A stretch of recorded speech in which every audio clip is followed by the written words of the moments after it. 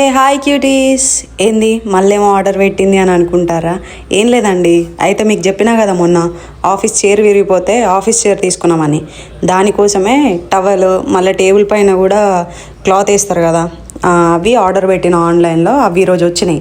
ఇక మనకి ఎట్లుంటుందంటే అవి వచ్చిన వెంటనే అవి ఓపెన్ చేసి అవి ఎట్లున్నాయో చూసి ఆ చైర్ పైన టేబుల్ పైన వేయాలి అనే ఎగ్జైట్మెంట్తోని ఇక అవి ఓపెన్ చేసి టేబుల్ పైన వేయడానికి రెడీ చేస్తాను. మా ఊళ్ళు షాక్ అయ్యారు. అంటే వాళ్ళకి తెలియదు నేను ఇవి ఆర్డర్ పెట్టినట్టు. ఏదో ఒకటి ఆర్డర్ పెట్టచ్చు కదా అని అంటారు, కానీ వాళ్ళు ఆర్డర్ పెట్టరు, వాళ్ళు కొనుక్కరారు. సో నేనే అవి ఆర్డర్ పెట్టిన. అవి వచ్చిన తర్వాత పెద్దరాజు ఉండి అవి కప్పుకుంటాడు. ఇది టేబుల్ మీద వేసేదానికంటే చలికాలం కప్పుకోవడానికి మంచిగా పని చేస్తే అంత వెచ్చగా ఉన్నది అని కామెడీ చేస్తాడు. అది కప్పుకొని చుట్టూ తిరుగుతాడు. దాని తర్వాత ఇక టేబుల్ పైన ఉన్న పాత క్లాత్స్ అవి ఇవి తీసి అవి సర్దుతాను.